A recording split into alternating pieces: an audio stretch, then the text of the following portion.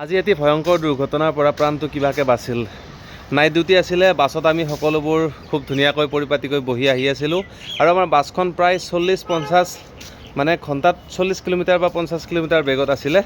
বেছি স্পীডত নাছিলে। আমাৰ ড্ৰাইভাৰজনে খুব কণ্ট্ৰলতে গাড়ীখন চলাই আছিলে, কিন্তু হঠাৎ এটা বৃহৎ শব্দ শুনিলোঁ আৰু শব্দটো শুনাৰ পিছত আমাৰ বাছখন আনবেলেঞ্চ হৈ গ'ল আৰু আনবেলেঞ্চ হোৱাৰ পিছত বাছখন খেতিপথাৰৰ ছাইডেৰে দুটা চকা গৈ মানে ৰাস্তালৈ আকৌ ঘূৰি আহিলে বাছখন আৰু সেইখিনি মুহূৰ্ততে সকলোৱে উঠিলে, যিহেতু বহুতো ব্যক্তি তাতে শুই আছিলে কাৰণ আমাৰ নাইট ডিউটি আছিলে আৰু মই শুই থকা নাছিলোঁ। মই সম্পূৰ্ণ ঘটনাটি চকুৰ আগত স্পষ্টভাৱে দেখিছিলোঁ আৰু সেইখিনি সময়ত মই সম্পূৰ্ণ সুস্থ মগজুৰে গোটেই ঘটনাটো দেখিছিলোঁ, যিহেতু মই বিভাগীয় কৰ্তৃপক্ষক লগে লগে অৱগত কৰালোঁ আৰু আমাৰ বাছখনৰ ড্ৰাইভাৰজনৰ যে কোনো ধৰণৰ ভুল নাই সেই কথাটো প্ৰথমতে অৱগত কৰালোঁ। কিয়নো যিকোনো এটা দুৰ্ঘটনা হওক বা যিকোনো এটা ঘটনা হওক, প্ৰথমতে যিখন ডাঙৰ গাড়ী সেই ডাঙৰ গাড়ীখনৰ চালকজনকে ধৰা হয়, কিন্তু তেখেত আছিলে আমাৰ এগৰাকী বয়োজ্যেষ্ঠ ব্যক্তি।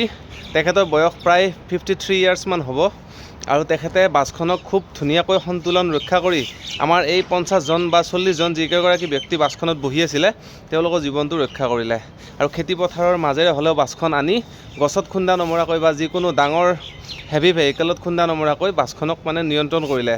আৰু এতিয়া কথা হ'ল, আমাৰ এই এক্সিডেণ্টটো হ'ল কেনেকৈ, আৰু সৌভাগ্যক্ৰমে আমাৰ কোনো এগৰাকী ব্যক্তিৰো একো নহ'ল।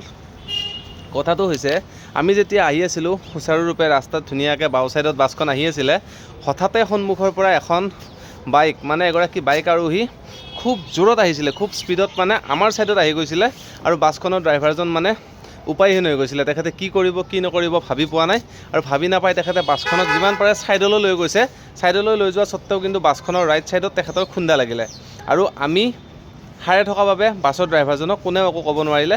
আমি বাছখন ৰখালোঁ, আমি ৰখাই তেওঁক চালোঁ, মানুহগৰাকী ঠিকেই আছে যদিও আঘাতপ্ৰাপ্ত কিন্তু হৈছে, মানে তেখেতে জীৱিত অৱস্থাত আছে। মই সেইটো কাৰণে ঠিকে আছে বুলি কৈছোঁ আৰু বিভাগীয় কৰ্তৃপক্ষক আমি জনালোঁ, আমাৰ বাছখন যিটো প্ৰতিষ্ঠানে সঞ্চালিত কৰে তেওঁলোককো জনালোঁ, আমাৰ ছিকিউৰিটিটো আমি খবৰটো দিলোঁ। আৰু তাতকৈ ডাঙৰ কথা হ'ল, আমাৰ যে এই 40-50 জন ল'ৰা বাছখনত আছিলে আৰু নাইট ডিউটি কৰি সকলোৱে টোপনি খতি, কিছুমান টোপনি গৈছিলে, কিছুমান যোৱা নাই, কিছুমানে মোবাইলত গান শুনি এক বেলেগ দুনিয়াত আছিলে। তেওঁলোকে কিন্তু বহুত ডাঙৰ এটা চক খাইছে, মানে চিনেমাত যে দেখায় বাছবিলাক আনবেলেঞ্চ হৈ যায় পৰি যোৱাৰ আগতে, ঠিক তেনেকৈ এটি পৰিঘটনা আজি সংঘটিত হ'ল চকুৰ আগতে। আৰু মোৰ যিহেতু 2009 চনত বাছ এক্সিডেণ্টৰ এটা এক্সপিৰিয়েঞ্চ আছে, গতিকে মই দেখা মাত্ৰকে নিজকে সাজু কৰি তুলিছিলোঁ আৰু এনেকুৱা লাগিছিলে যে বাছখন পাল্টি যাব, কিন্তু বাছখন পাল্টি নগ'ল। সৌভাগ্যক্ৰমে আমি বাচিলোঁ আৰু আমাৰ যিগৰাকী ড্ৰাইভাৰ দাদা, তেখেতৰ মানে এক্সপিৰিয়েঞ্চ বুলিয়ে ক'ব লাগিব, যিহেতু তেওঁ 53 ইয়াৰ্ছমান অল্ডৰ হ'ব, গতিকে তেখেতৰ যি এক্সপিৰিয়েঞ্চ সেই এক্সপিৰিয়েঞ্চে আজি সঁচাকৈ কাম দিলে আৰু তেখেতে এগৰাকী মানুহকতো বচালেই আৰু তাৰ লগতে আমাৰ গোটেইকেইগৰাকীকেও বচালে। আমাৰ এজনো মানুহৰ অকণমান মানে ক'ৰবাত চালো যোৱা নাই, সকলোৱে পূৰা সম্পূৰ্ণ সুস্থভাৱে আছে, যদিও বহুত ডাঙৰ এটা এক্সিডেণ্ট আৰু এই এক্সিডেণ্টটো হাইৱেত হৈছিলে। তাত কোনো ধৰণৰ ডিভাইডাৰ নাছিলে, ধুনীয়া একদম মসৃণ পথ, খুব ধুনীয়াকৈ আহি আছিলে, কিন্তু সেই বাইকখনৰ মানুহগৰাকীয়ে নাজানো কিবা তেখেতৰ বহুত তাড়াতাড়ি হ'ব পাৰে বা তেওঁ সুৰাসক্ত হ'ব পাৰে বা তেওঁ মানে মেণ্টেলি আনবেলেঞ্চ হ'ব পাৰে সেইখিনি সময়ত। আৰু মোৰ সকলোতকৈ ডাঙৰ ডাউটটো হৈছে তেওঁ অভাৰটেক কৰি অভাৰ স্পীডত আহি হঠাৎ বাছখন দেখি একো কৰিব নোৱাৰিলে আৰু আমাৰ বাছখনৰ ড্ৰাইভাৰজনেও মানে হতভম্ব হৈ গ'ল। যেতিয়া আপুনি ধুনীয়াকৈ নিয়মমতে আপুনি সুচাৰুৰূপে শান্তিমতে যাই আছে, হঠাৎ যদি এগৰাকী ব্যক্তি আহি আপোনাক খুন্দিয়াই, তেতিয়া আপোনাৰ দোষ সেইটো কেতিয়াও হ'ব নোৱাৰে। আৰু মই ড্ৰাইভাৰজনৰ ছাইডত হৈ কথাখিনি কৈছিলোঁ আৰু মই বিভাগীয় কৰ্তৃপক্ষক এইটো কৈছোঁ যে ড্ৰাইভাৰজনৰ কোনো ধৰণৰ শাস্তি হ'ব নালাগে, কাৰণ তেখেতে কোনো ভুল কৰা নাই। তেখেতে যিমান পাৰি এই 40-50 জন মানুহক বচাবলৈ চেষ্টা কৰিছে, তথা সেই বাইক আৰোহীজনকো বচাবলৈ চেষ্টা কৰিলে। হয়, বাছখনত অকণমান ক'ৰবাত লাগিছে যদিও মানুহৰ জীৱন যে নগ'ল সেইটোৱে বহুত ডাঙৰ কথা। এতিয়া কথা হ'ল, আমি এই ঘটনাটিৰ পৰা কি শিকিলোঁ? প্ৰথম কথা, আমি অভাৰটেক কৰিব নালাগে।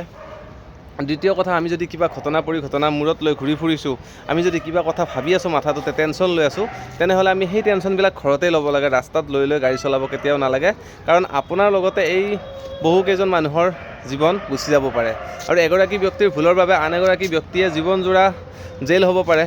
আৰু যদি সেইগৰাকী ব্যক্তিৰ কিবা এটা হ'ল হয়, তেনেহ'লে ড্ৰাইভাৰজন এনেই ফচিল হয়, কাৰণ ড্ৰাইভাৰজনো নিৰ্দোষী। তেখেতেও ৰাতি টোপনি ক্ষতি কৰি নাইট ডিউটি কৰি বাছখন লৈ আহিছে আৰু লগতে আমাকো সুচাৰুৰূপে সদায় অনা নিয়া কৰে আৰু তেখেতৰ প্ৰায় 40-50 বছৰৰ গাড়ী চলোৱা অভিজ্ঞতা, কাৰণ আমাৰ দৰে অফিচবিলাকত যেতিয়া কাম কৰিব লাগে বহুত অভিজ্ঞ ড্ৰাইভাৰকহে তাত লোৱা হয়।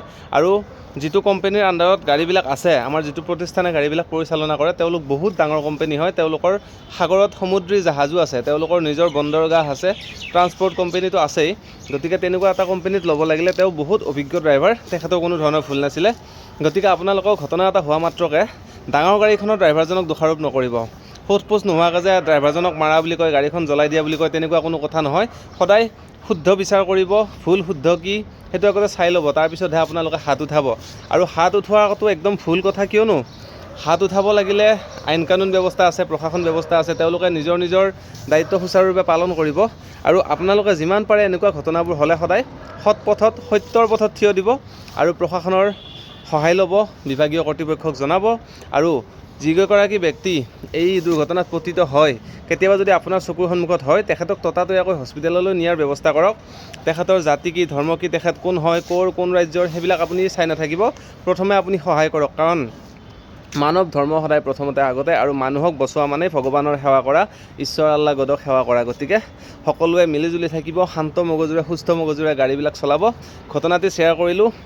এনেকুৱা লাগিছিলে যেন কিবা এটা বহুত ডাঙৰ দুৰ্ঘটনা হ'ব, যেতিয়া আমি মানে খুন্দাটো মাৰি গুচি গৈছিলোঁ বেলেগ ছাইডেৰে। গতিকে তেনেকুৱা নহ'ল। আপোনালোকৰ আশীৰ্বাদৰ আৰু নেদেখাজনৰ আশীৰ্বাদো থাকিব লাগিব, কৃপা থাকিব লাগিব। গতিকে সকলোৱে আমাকো আশীৰ্বাদ কৰিব, যাতে সুস্থভাৱে সদায় সুন্দৰ জীৱন যাপন কৰিব পাৰোঁ। ভিডিঅ'টি শেষলৈকে চাই থকাৰ বাবে বহুত বহুত ধন্যবাদ। আৰু ভিডিঅ'টি শ্বেয়াৰ কৰিব, যাতে কোনেও এনেকৈ সুৰাসক্ত হৈ গাড়ী নচলায় বা বেলেগ টেনশ্যনত থাকি গাড়ী নচলায়। তেওঁলোকলৈ সোঁৱৰাই দিলোঁ। আৰু মৰমৰ দাদা যিসকলে গাড়ী চলায় তেওঁলোককো কৈছোঁ, আপোনালোকেও গাড়ীবিলাক চলাওঁতে টোপনি ক্ষতি নকৰিব, সুৰাসক্ত নহ'ব। আৰু আপোনাৰ লগতে আপোনাৰ পৰিয়ালটো আপোনালৈ বাট চাই থাকে। লগতে আপোনাৰ দ্বাৰা কোনো এগৰাকী ব্যক্তিৰ ঘৰখন ধ্বংস হৈ কেতিয়াও যাব নালাগে, কাৰণ আপোনালোকে দিন ৰাতি কষ্ট কৰি বহুত সহায় কৰে মানুহক গাড়ী চলাই। আমাৰ গাড়ী, মটৰ, ট্ৰেইন, জাহাজ এইবিলাকেৰেতো আমাৰ জনজীৱন চলি আছে, নহয় জানো? সকলোবোৰ বস্তু যে আমাৰ মাজলৈ আহি থাকে, সেই বস্তুবিলাকতো গাড়ী বা ট্ৰেইন বা ফ্লাইট বা জাহাজৰ মাধ্যমেৰে আহি আছে। গতিকে আপোনালোকে খুব সুন্দৰকৈ নিজৰ জীৱনটোও বচাই ৰাখক আৰু আনৰ জীৱনটোও বচাওক। ভিডিঅ'টি শেষলৈকে চাই থকাৰ বাবে আকৌ এবাৰ বহুত বহুত ধন্যবাদ।